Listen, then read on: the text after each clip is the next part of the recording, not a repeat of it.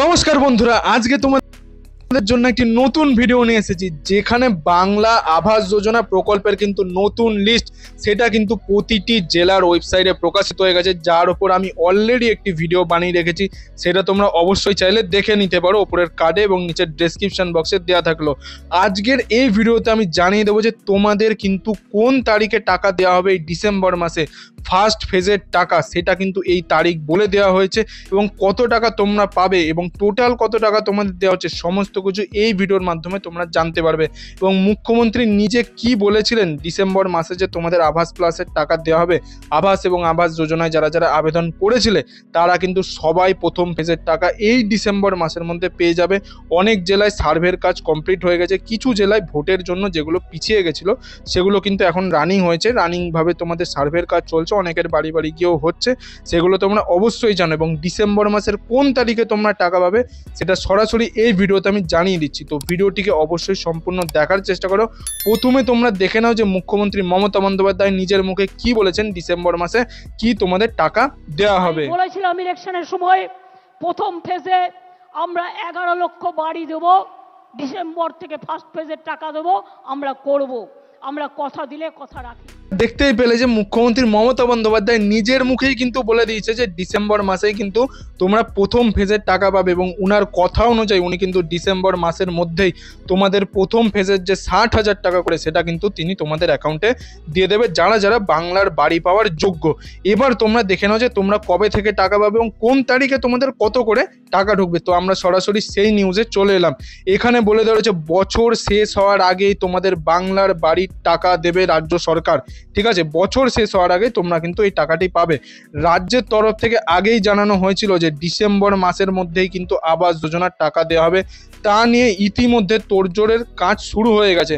জানা যাচ্ছে যে বাংলার বাড়ি প্রকল্পে রাজ্য সরকারের বা গভর্নমেন্ট অফ ওয়েস্ট বেঙ্গল টাকা দিচ্ছে, গ্রামে গ্রামে তার প্রচারও চলছে খোদ মুখ্যমন্ত্রী মমতা বন্দ্যোপাধ্যায়ের। এবং চলতি বছরে মুখ্যমন্ত্রী মমতা বন্দ্যোপাধ্যায় আবাস যোজনা নিয়ে বড় ঘোষণা করেছিলেন। রাজ্যের তরফ থেকে বাড়ি তৈরির টাকা দেওয়ার যে কথা মুখ্যমন্ত্রী মমতা বন্দ্যোপাধ্যায় বলেছিলেন সেই প্রতিশ্রুতি পূরণের লক্ষ্যে ইতিমধ্যেই কাজ শুরু করে দিয়েছে। কোনো যোগ্য মানুষ যাতে বঞ্চিত না হন মুখ্যমন্ত্রী সেটা সুনিশ্চিত করতে চাইছেন বলে খবর।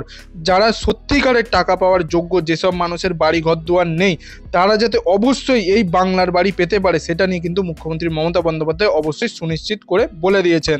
এবং এক্ষেত্রে তোমরা সবাই জানো যে যেই তালিকাটা তোমাদের প্রকাশিত হয়েছে সেই তালিকায় কিন্তু অনেকের ইনএলিজেবল লিস্ট এবং ইনঅ্যাক্টিভ লিস্ট সেগুলোও কিন্তু প্রকাশিত হয়েছে।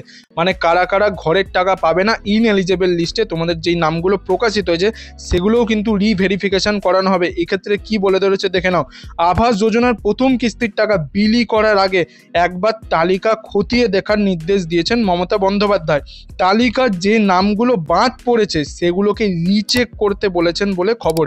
যেই তালিকা থেকে তোমাদের নামগুলো বাতিল পড়ে গেছে, অলরেডি তোমরা টাকা পাবে না বলে ইনএলিজেবল লিস্টে প্রকাশিত হয়েছে, সেই নামগুলোকে আবার কিন্তু রিভেরিফাই বা রিচেক করার নির্দেশ দিয়েছেন খোদ মুখ্যমন্ত্রী মমতা বন্দ্যোপাধ্যায়। তারপর এখানে বলে দিয়েছে এদিকে সম্প্রতি আবাস যোজনা সংক্রান্ত নিয়ে কড়া বৈঠক মুখ্য সচিবের, জেলা শাসকদের অতিরিক্ত দায়িত্ব দিয়ে এবং বিডিওদের উদ্দেশ্যে তিনি বলেন প্রতিটি অভিযোগ যথাযথ উত্তর দিতে হবে।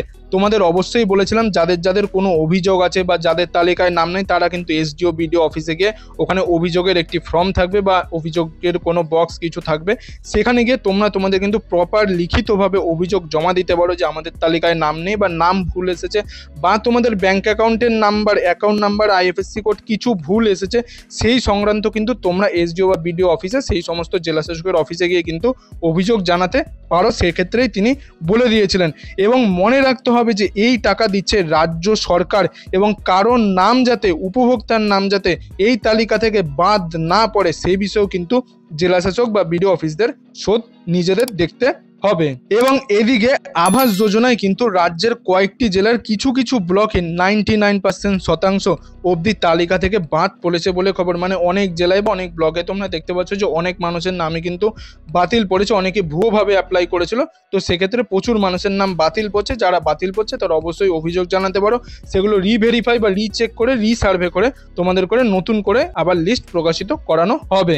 এবার তোমরা দেখে নাও যে তোমরা কত করে টাকা পাচ্ছ এবং কোন তারিখে ডিসেম্বর ডিসেম্বর মাসের মধ্যে তোমরা টাকা পেতে চলেছো।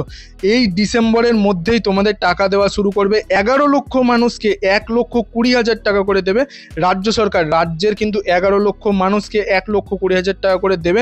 সেটা কিন্তু তোমরা মুখ্যমন্ত্রী মমতা বন্দ্যোপাধ্যায়ের আগে এই ভিডিওতে দেখতে পেলে যে তিনি নিজেই বলেছেন রাজ্যের 11 লক্ষ মানুষকেই কিন্তু তিনি টাকাটি দেবেন। এক্ষেত্রে কি বলেছে যে প্রথমেই কিন্তু 3টে কিস্তিতে টাকা দেওয়া হবে, মানে একসাথে তোমরা এই 1,20,000 টাকা পাবে না, টোটাল 3টে কিস্তিতে তোমরা এই টাকাটি পাবে 1,20,000 টাকার ক্ষেত্রে। এবং যারা প্রত্যন্ত এলাকায় থাকে, মানে একদম গরিব বা একদম ভেতরের গ্রামের দিকে থাকে, তারা কিন্তু পরিবার পিছু 1,30,000 টাকা করেও দেওয়া হবে বলে সেরকমই এখানে বলে দেওয়া রয়েছে, যারা প্রত্যন্ত গ্রাম বা এলাকার বাসিন্দারা। ঠিক আছে, 20 ডিসেম্বরের মধ্যে 11 লক্ষ মানুষের অ্যাকাউন্টে আবাস যোজনার প্রথম কিস্তি 60,000 টাকা করে দেওয়া হবে ডিসেম্বর মাসের মধ্যেই। মানে এই ডিসেম্বরের মধ্যেই তোমরা কিন্তু 20 ডিসেম্বর একটা অ্যাপ্রক্স ডেট বলেছিল, যেটা 20 ডিসেম্বর থেকে 30 ডিসেম্বরের মধ্যে তোমাদের কিন্তু 11 লক্ষ মানুষের ব্যাংক অ্যাকাউন্টে 60,000 টাকা প্রথম কিস্তির টাকা তোমরা পেতে পারবে। পরের কিস্তিতে তোমাদের 40,000 টাকা দেওয়া হবে এবং শেষের কিস্তিতে তোমরা 20,000 টাকা করে পাবে। 3টে কিস্তিতে 1,20,000 টাকা করে তোমাদের ব্যাংক অ্যাকাউন্টে দেওয়া হবে। এবার তোমরা দেখে নাও যে এই প্রকল্পে কারা কারা টাকা পাবেন না, কি কি গাইডলাইন বলে দেওয়া রয়েছে। যাদের 3 চাকার গাড়ি বা 4 চাকার কোনো গাড়ি রয়েছে তারা কিন্তু এই প্রকল্প থেকে কোনো রকম কোনো টাকা পাবে না। যাদের মাসিক ইনকাম 15 থেকে 20,000 টাকার ওপরে তারাও কিন্তু এই ধরনের কোনো আবাস প্লাসের টাকা কিন্তু পাবে না, বাংলা আবাস যোজনার টাকা সেক্ষেত্রেও বলে দেওয়া রয়েছে। এবং পরিবার পিছু যারা আয়কর দেয়, মানে ইনকাম ট্যাক্স রিটার্ন ফাইল করে বছরে, ঠিক আছে, ITR ফাইল করে, তারাও কিন্তু কোনো রকম কোনো বাংলা আবাস যোজনার টাকা এক্ষেত্রে পাবে না, সেটাও এক্ষেত্রে বলে দেওয়া রয়েছে। এবং যাদের 2.5 একর বা তার বেশি জমি এবং 5 একর তার বেশি কৃষি জমি রয়েছে, সেচযুক্ত জমি রয়েছে, তারাও কিন্তু এই ধরনের কোনো বাংলা আবাস যোজনার প্রকল্পের যে 1,20,000 বা 30,000 টাকা করে যে যা দেওয়া হচ্ছে প্রতিটি গ্রামবাসীকে, তারা কিন্তু এই টাকা থেকে বঞ্চিত থাকবে। মানে তাদের কিন্তু এই টাকা দেওয়া হবে না। যাদের 3 চাকা 4 চাকার গাড়ি বা যারা ITR ফাইল করে বা যাদের 2.5 একর 5 একরের ওপর জমি রয়েছে, কৃষি জমি, সেচযুক্ত জমি, তারা কিন্তু এই বাংলা আবাস যোজনার টাকা কোনো রকম কোনোভাবে পাবেন। তোমরা অবশ্যই দেখতে পেলে যে ডিসেম্বর মাসের মধ্যেই কিন্তু তোমরা আবাস প্লাসের টাকা কিন্তু পেতে পারবে প্রথম কিস্তি 60,000 টাকা। যারা যারা চিন্তা করছিলে যে কবে থেকে এই বাংলা আবাস যোজনার টাকা পাওয়া যাবে, ডিসেম্বর মাসের মধ্যেই কিন্তু তোমরা প্রথম ফেজ মানে 60,000 টাকা করে পেতে চলেছো। অবশ্যই তোমরা বন্ধু বান্ধব আত্মীয় স্বজনের মধ্যে শেয়ার করে দিও এই ভিডিওটাকে, তারাও যাতে জানতে পারে যে কবে থেকে তারা বাংলা আবাস যোজনার এই টাকাটি পেতে পারবে। এবং তোমাদের যদি কোনো ভিডিওতে বুঝতে অসুবিধা হয় তোমরা আবার নতুন করে একবার দেখে নিও ভিডিওটা, তারপরে কোনো সমস্যা থাকলে তোমরা অবশ্যই কমেন্ট বক্সে কমেন্ট করে জানাতে পারো। এবং আপনি যদি আমার চ্যানেল নতুন দর্শক হয়ে থাকেন তাহলে চ্যানেলটি অবশ্যই সাবস্ক্রাইব করে পাশের বেল আইকনটি অল করে দেন এরকম গুরুত্বপূর্ণ আপডেটগুলি পাওয়ার জন্য। এতক্ষণ ভিডিওটি দেখার জন্য আপনাদের সবাইকে অসংখ্য ধন্যবাদ।